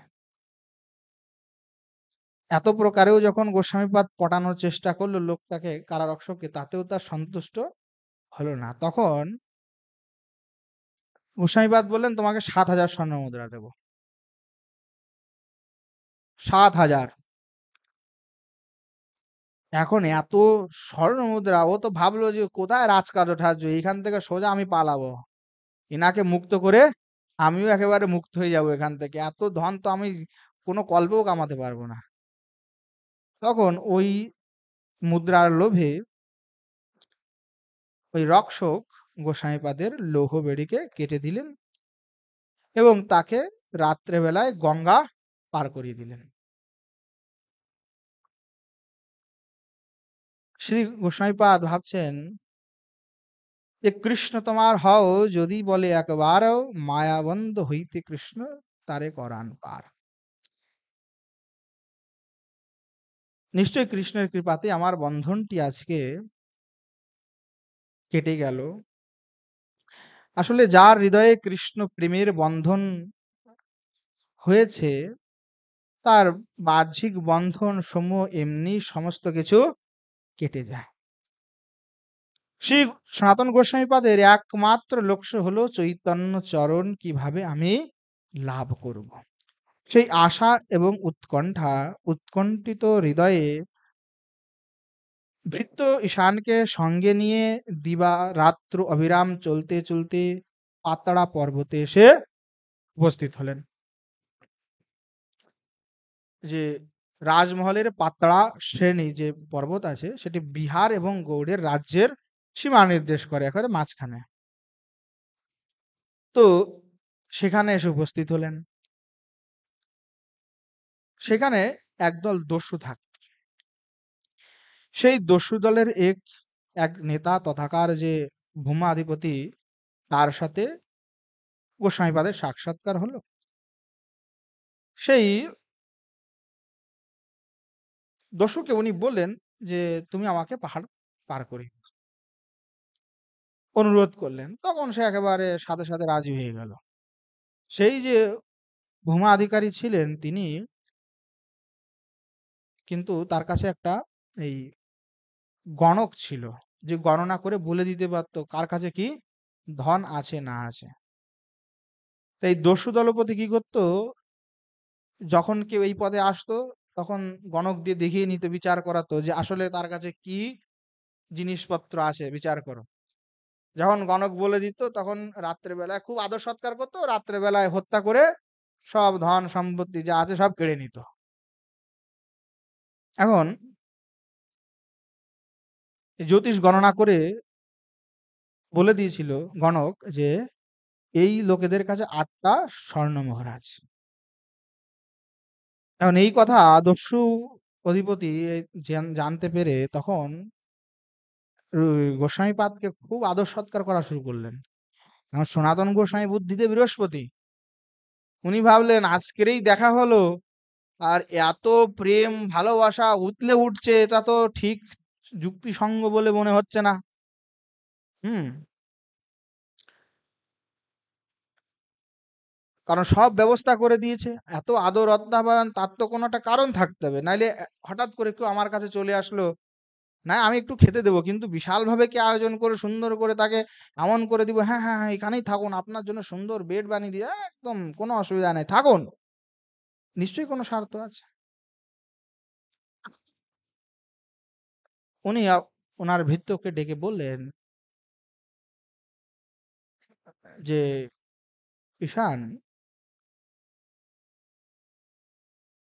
তোমার কাছে কি কিছু আছে? কারণ গোস্বামীপাদ নিজে ভাবছেন যে আমার কাছে তো কোনো কিছু নাই, থাকলে ওর কাছেই থাকবে। ঈশানকে যখন জিজ্ঞাসা করলেন তখন ঈশান বলছে হ্যাঁ, ভবিষ্যতে দরকার হতে পারে, প্রয়োজন হতে পারে, এই জন্য আমার কাছে 7টা মোহর আছে। ছিল তো 8টা, কিন্তু তাও সত্যি কথা বলেনি, বলছে আমার কাছে 7টা মোহর আছে। তখন গোস্বামীপাদ ঈশানকে খুব ভর্ৎসনা করলেন, বললেন তুমি এই কাল জমকে সাথে করে কেন নিয়ে এসেছো? ওনার থেকে সে বলে দাও মুদ্রাগুলি বের করো। সেই মুদ্রাগুলিকে বের করে তিনি নিয়ে গিয়ে ওই দস্যুদলপতির নিকটে গিয়ে ওই 7টি মুদ্রা সমর্পণ করে দিলেন, দিয়ে বললেন যে আপনি আমাকে পর্বত পার করে দিন। তখন দস্যুদলপতি বললেন যে আমি তো পূর্ব থেকেই জানি যে আপনার সেবকের কাছে 8টা মোহর আছে, ভালো হলো যে আমি আপনাদের হত্যা করতাম, সেই পাপটা আমার আর হবে না, আমাকে আর হত্যা করতে হলো না। তবে আমি আপনাদের ব্যবহারে খুব সন্তুষ্ট হয়েছি, আপনার মতো সাধুর কোনো দ্রব্য আমি আমার কাছে রাখবো না, পুণ্যের জন্য নির্বিঘ্নে আমি আপনাদেরকে পর্বত পার করে দেব, কোনো পয়সা লাগবে না। সনাতন গোস্বামী বললেন এই মোহর আপনি গ্রহণ করুন, যদি এই মোহর আপনি গ্রহণ না করেন তাহলে নিশ্চয়ই অন্য কেউ আমাকে মেরে ফেলবে, এই মোহরই আমার মৃত্যুর কারণ হবে, এই মোহর আমি আর নেব না। তখন সনাতন গোস্বামী পাদ ওনাকেই ওই মোহরগুলি সমর্পণ করলেন। বুইয়া তখন সেই মোহরগুলি গ্রহণ করে 4জন পাইক দ্বারা রাত্রিতেই বনপথে পর্বতটি পার করে দিলেন। পর্বত পার হয়ে ঈশানকে জিজ্ঞাসা করলেন, কারণ দস্যু দলপতি বলেছে যে 8টা মোহর আছে, কিন্তু 7টা মোহর তো ঈশান দিয়েছে, একটা মোহর তো এখনো বাকি আছে। তখন গোস্বামীপাদ বললেন যে তোমার কাছে আরো একটা মোহর আছে। ঈশান বলছে হ্যাঁ আছে। বলছে তুমি আমাকেই মিথ্যে কথা বললে। বলছে না, এমনি যদি কাজে লাগে। হ্যাঁ, তখন গোস্বামীপাদ বললেন যে তোমার এখনো অর্থে প্রীতি আছে, আর অর্থে আমার কোনো প্রীতি নাই, তাই তুমি নিজ দেশে ফিরে যাও। তাই ঈশানকে ওই সেই মুদ্রা সহিত একেবারে দেশে আবার পুনরায় পাঠিয়ে দিলেন, আর উনি নিজে একেবারে হস্তে করঙ্গ, অঙ্গে ছিন্ন কন্থা নিয়ে নির্ভয়ে চলতে লাগলেন। গঙ্গা গণ্ডকী নদীর সঙ্গমস্থল পাটনার নিকট হাজিপুরে এসে উপস্থিত হলেন।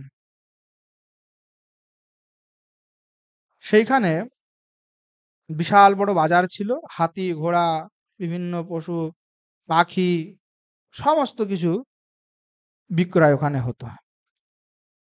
সেই স্থানে ওই সময় সনাতন গোস্বামী পাদের ভগিনীপতি শ্রীকান্ত অবস্থান করছিলেন। সেখানে ওই বাদশাহ হোসেন শাহের জন্য তিনি ওখানে ঘোড়া কিনতেন। মানে সনাতন গোস্বামী পাদের যে যারা আত্মীয় স্বজন তারাও কিন্তু এই রাজকার্যের ভেতরেই জড়িত ছিল। তখন শ্রীকান্ত যখন ওখানে ছিল তখন উনি দূর থেকে সনাতন গোস্বামীকে দেখতে পেলেন। দেখতে পেয়ে রাত্রিতে তার নিকটে এসে মিলিত হলেন এবং সমস্ত কথা তার সাথে বার্তা হলো যে কিভাবে আসলেন। সেখানে ২-১ দিন অবস্থান করে মলিন বসন পরিত্যাগ এবং সৌরাদি ক্রিয়া করে ভদ্রবেশ ধারণের জন্য অনুরোধ করলেন। সনাতন গোস্বামীপাদ বললেন যে, "না, আমি এক মুহূর্ত এখানে থাকবো না। আমাকে শীঘ্রই তুমি গঙ্গা পার করে দাও। আমি এখনই চলে যাব।" শ্রীকান্ত অনেক চেষ্টা করেও অনেক কিছু দিতে চাইলে উনি নিলেন না। তখন উনি একটি ভোট কম্বল গোস্বামীপাদকে প্রদান করেছিলেন এবং তাকে গঙ্গা পার করে দিলেন। সনাতন গোস্বামীপাদ কয়েকদিনের মধ্যেই বারাণসী এসে উপস্থিত হলেন। সেখানে শ্রীমান মহাপ্রভু এসেছেন এটা জানতে পেরে তিনি খুব আনন্দিত হলেন। শ্রীমান মহাপ্রভু তখন কাশীতে পুঁথিলেখক শ্রী চন্দ্রশেখরের ভবনে অবস্থান করছিলেন। সনাতন গোস্বামীপাদ দ্বারে এসে উপবিষ্ট হলেন। শ্রীমান মহাপ্রভু জানতে পারলেন যে দ্বারে সনাতন দাঁড়িয়ে আছে। তখন চন্দ্রশেখরকে বললেন, দ্বারে একজন বৈষ্ণব এসেছে, তাকে ডেকে আনো। কিন্তু সনাতন গোস্বামীপাদের অঙ্গে কোনো বৈষ্ণব চিহ্ন ছিল না। দরবেশের মতো বেশ, একেবারে দাড়ি ঠাড়ি লম্বা হয়ে গেছে আর ওই যে ভোট কম্বল গায়ে, হ্যাঁ,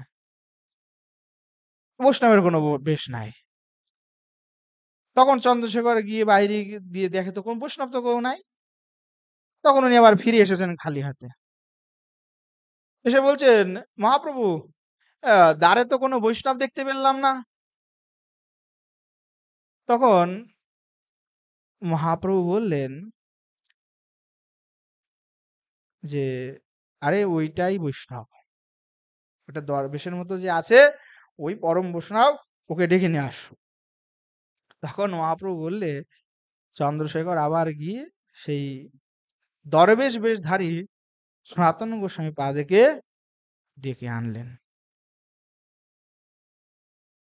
গোস্বামীপাদকে দেখা মাত্রই মহাপ্রভু একেবারে দৌড়ে গেলেন। দৌড়ে গিয়ে একেবারে সনাতনকে গলায় জড়িয়ে ধরলেন, প্রেমাবিষ্ট হয়ে গেলেন। সনাতন গোস্বামীপাদ তখন বললেন, প্রভু প্রভু, আমাকে আপনি স্পর্শ করবেন না, স্পর্শ করবেন না, আমি অন্তত নীচ, আমি পামর, আমি অধম। মহাপ্রভু এইভাবে যে জড়িয়ে ধরলেন, ক্রন্দন করছেন মহাপ্রভু, সনাতন গোস্বামীপাদও ক্রন্দন করছেন, প্রেমে ভাবাবিষ্ট হয়ে গেছেন। চন্দ্রশেখর ওই দৃশ্য দেখে সেও ভাবাবিষ্ট হয়ে গেছে, সেও অতি বিস্মিত হয়ে গেলেন। শ্রীমান মহাপ্রভু সস্নেহে নিজের নিকটে আসন প্রদান করে সনাতনকে বসিয়ে স্বহস্তে গোস্বামীপাদের অঙ্গ মার্জন করতে প্রারম্ভ করলেন। সনাতন গোস্বামী একেবারে নানা করছেন দন্যতার সহিত যে, না প্রভু, এটা করবেন না, এটা করবেন না, এটা করবেন না প্রভু, আপনি একদম এভাবে করবেন না। তখন শ্রীমান মহাপ্রভু দন্যতার সহিত বললেন, তোমায় স্পর্শী আত্মপবিত্রিতে ভক্তি বলে পারো তুমি ব্রহ্মাণ্ড সদিতে। গোস্বামীপাদ বারবার মানা করছেন কিন্তু মহাপ্রভু শুনছেন না। মহাপ্রভু বলছেন, আরে তোমাকে স্পর্শ করছি তো নিজেকে পবিত্র করতে, তোমাকে স্পর্শ করলে আমি নিজে পবিত্র হব, এই পবিত্র হওয়ার জন্যই তো স্পর্শ করছি। তোমার যে ভক্তি সেই বলে তো তুমি ব্রহ্মাণ্ডকে শোধন করতে পারো। তোমা দেখি তোমার স্পর্শী গাই তোমার গুণ, সর্বেন্দ্রীয় ফল এই শাস্ত্রের নিরূপণ। শুনো সনাতন, হ্যাঁ, কৃষ্ণ বড় দয়াময় পতিত পাবন, মহারৈরব হইতে তোমায় করিল উদ্ধার। বললেন, তোমাকে তো উদ্ধার করেছেন, তোমার চিন্তা কেন করছো? হ্যাঁ, কৃষ্ণ তোমাকে অবশ্যই কৃপা করেছে, মহারৈরব হইতে তোমায় করিল উদ্ধার, কৃপার সমুদ্র কৃষ্ণ গম্ভীর অপার। সনাতন গোস্বামী তৎক্ষণাৎ বলছেন, প্রভু আমি তো কৃষ্ণকে জানি না, কৃষ্ণকে আমি জানি না, আমি আপনাকে জানি। আপনি হলেন আমার উদ্ধারের একমাত্র কারণ, আপনার কৃপা না হলে আমার উদ্ধার হতো না। তখন মহাপ্রভু তাকে জিজ্ঞাসা করলেন, আচ্ছা তুমি কিভাবে ওখান থেকে বেঁচে ফিরে আসলে বলো তো? হ্যাঁ, শুনেছি তোমাকে নাকি একেবারে কারাগারে বদ্ধ করে রেখেছিল। হ্যাঁ, তোমার বুদ্ধির বড় প্রশংসাও শুনেছি। তুমি এমন কি উপায় করলে যে সেখান থেকে তুমি বেরিয়ে চলে আসলে? তখন মহাপ্রভু প্রশ্ন করলেন, আর তখন একেবারে ওই গল্পের মতো, সেই কাহিনীর মতো তখন সনাতন গোস্বামীপাদ সমস্ত ঘটনা শ্রীমান মহাপ্রভুকে বললেন যে এইভাবে প্রভু বুদ্ধি করে আপনার দর্শনের জন্য এইভাবে ওইখান থেকে আমি বেঁচে এসেছি। শ্রীমান মহাপ্রভু তখন বললেন যে, তোমার ছোট ভাই রূপ এবং অনুপম, তাদের সহিত আমার মিলন হয়েছে এবং তারা বৃন্দাবনে গমন করেছে আমার আজ্ঞা নিয়ে, তোমাদের সাথেও তার মিলন হবে। মহাপ্রভুর আজ্ঞায় শ্রী সনাতন গোস্বামীর সহিত শ্রী তপন মিশ্র সাথেও তার মিলন হলো, দেখা হলো। চন্দ্রশেখরের সাথে তো প্রথমেই দেখা হয়েছে। তপন মিশ্র শ্রী সনাতন গোস্বামী পাদকে তার ঘরে ভিক্ষার জন্য নিমন্ত্রণ করলেন। শ্রীমান মহাপ্রভু চন্দ্রশেখরকে ডেকে সনাতন গোস্বামী পাদের দরবেশ যে বেশ, সেই বেশটিকে দূর করে ক্ষৌর করবার জন্য আদেশ দিলেন। শ্রী চন্দ্রশেখর আচার্য মহাপ্রভুর আজ্ঞা পেয়ে সেই কার্য করলেন। গঙ্গাদি স্নান করানোর পরে পরিধানের জন্য একটা নতুন বস্ত্র এনে দিলেন। নতুন বস্ত্র দেখে সনাতন গোস্বামী পাদ বললেন, যদি আমাকে বস্ত্র দেওয়ার আপনার বড়ই ইচ্ছা হয়, তাহলে আপনার পরিধানের একখানা পুরাতন বস্ত্র আমাকে প্রদান করুন। তখন তপন মিশ্রজি একটা নিজ ব্যবহৃত ওই পুরাতন বস্ত্র ওনাকে দিয়েছিলেন। সেটাই গোস্বামীপাদ 2 খণ্ড করলেন, একটা বহির্ভাস, একটা ডোরকপিন প্রস্তুত করলেন, সেটাই উনি ধারণ করলেন। এটা শুনে মহাপ্রভু কিন্তু খুব আনন্দিত হলেন, সন্তুষ্ট হলেন। শ্রীমান মহাপ্রভু শ্রী তপন মিশ্রের গৃহে ভিক্ষা গ্রহণ করলে পরে সনাতন গোস্বামীপাদ শ্রীমান মহাপ্রভুর যে অবশিষ্ট প্রসাদ সেটি প্রাপ্ত হলেন, খুবই আনন্দিত হলেন। মহারাষ্ট্র এক ব্রাহ্মণের সহিত শ্রীমান মহাপ্রভু শ্রী গোস্বামীপাদের সহিত তার সাক্ষাৎকার করালেন। সেই যে মহারাষ্ট্রীয় ব্রাহ্মণ, তিনি গোস্বামীপাদকে নিবেদন করলেন, অনুরোধ করলেন যে যতদিন আপনি এই কাশীতে থাকবেন ততদিন আমার ঘরেই আপনি ভিক্ষা করবেন, অনুরোধ করলেন। কিন্তু গোস্বামীপাদ স্থূল ভিক্ষায় অসম্মতি প্রকাশ করলেন, মানে প্রত্যেকদিন যে বাধা ভিক্ষা, যে এখান থেকেই গিয়ে আমি ভিক্ষাটা করব, সেটা গোস্বামীপাদ স্বীকার করলেন না। অসম্মতি প্রকাশপূর্বক তিনি বিভিন্ন স্থান থেকে মাধুকরী করতেন এবং বিভিন্ন স্থান থেকে মাধুকরী গ্রহণ করেই, ভিক্ষা করেই জীবন নির্বাহ করছেন। এইরূপ সনাতন গোস্বামীপাদের যুক্ত বৈরাগ্যকে দর্শন করে শ্রীমান মহাপ্রভু আনন্দিত হলেন। কিন্তু মহাপ্রভু মাঝে মাঝে সনাতন গোস্বামীপাদের ওই ভোট কম্বলের উপরে বারবার দৃষ্টিপাত করেন। তখন সনাতন গোস্বামীপাদ বুঝতে পারলেন যে মহাপ্রভু এই যে বারবার আমার এই ভোট কম্বলের দিকে তাকাচ্ছেন, তার মানে এটা উনি পরিত্যাগের জন্যই বলছেন। তখন মধ্যাহ্নে উনি যখন গঙ্গা স্নান করতে গেলেন, তখন ভাবলেন যে এই বস্ত্রকে এবার ত্যাগ করতে হবে। তখন সেখানে এক গৌড়িয়াকে দেখলেন যে সে একটি ছেঁড়া কাঁথা রোদ্রে শুকাতে দিয়েছেন। অনেকে বলে যে ধোপা ছিলেন, সে ওই কেচে আর কি ওই শুকাতে দিয়েছে। তো সেইখানে গিয়ে গোস্বামীপাদ বিনীতভাবে বললেন যে, ভাই আমার একটা উপকার করবে? বলছে, হ্যাঁ বলুন কি উপকার? আহ, আমার এই ভোট কম্বলটা নিয়ে যদি তোমার এই কাঁথাটা দাও ছেঁড়া, আমার খুব ভালো হয়। গৌড়ী তো মনে করলেন প্রথমে যে আরে ভাই, এটা কোনো কথা বলে রহস্য টহস্য করছে কিনা, মানে এমনি কোনো ইয়ার্কি করছে কিনা। মানে এত দামি ভোট কম্বল দিয়ে একটা ছেঁড়া কাঁথা নেবে, সে তো কোনো পাগলই করতে পারে। তাও প্রথমে ওর বিশ্বাস হচ্ছে না। সনাতন গোস্বামী বলে, আরে আমি তোমার সাথে কোনো মজা করছি না, তুমি এইটা রেখে আমাকে ওইটা দাও। তখন ওই ভোট কম্বলটি উনি গ্রহণ করে সনাতন গোস্বামীপাদকে সেই কাঁথাখানি দিয়েছিলেন। সেই কান্থাটা গলায় ধারণ পূর্বক শ্রীমান মহাপ্রভুর নিকটে উনি এসে উপস্থিত হলেন। মহাপ্রভু এসে তো দেখেই জিজ্ঞাসা করলেন, আরে তোমার ভোট কম্বলটা কোথায়? তখন গোস্বামীপাদ নিবেদন করে বললেন, সেখানে রাখিবে তোমার শেষ বিষয় ভোগ, রোগখণ্ডী সদবৈদ্য না রাখে শেষ রোগ। তিন মুদ্রার ভোটগায় মাধু করি গ্রাস, ধর্ম হানি হয় লোকে করে উপহাস। মহাপ্রভুকে সনাতন গোস্বামীপাদ বললেন যে, যিনি আমার কুবিষয় ভোগ খণ্ডন করেছেন, যার ইচ্ছায় কৃপায় আমার শেষ বিষয় রোগ দূরীভূত হলো। হুম, প্রভু আপনিই তো আমাকে প্রেরণা দিলেন, আপনি যে কি বোঝাতে চাইছেন সেটাই আমি বুঝে গেছি। আর আপনি যতক্ষণ না কৃপা করেন ততক্ষণ তো আসলে কোনো কিছু সম্ভব নয়, অনর্থ থেকে তো সে মুক্তি হতে পারে না। তাই যতক্ষণ না পর্যন্ত ভগবানের বা কোনো সাধু গুরু বৈষ্ণব মহতের কৃপা দৃষ্টি সাধকের উপরে না পড়ে, ততক্ষণ পর্যন্ত সাধকের আসলেই কোনো কল্যাণ হয় না।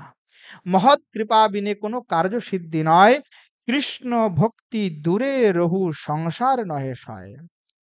তাই প্রভু আপনার কৃপাতেই আজ আমার যে বিষয়ের রোগটা ছিল, আপনি তো সদ্বৈদ্য, তাই কৃপা করে আমাকে সেই রোগটির নিস্তারণ আপনি আজ করে দিলেন।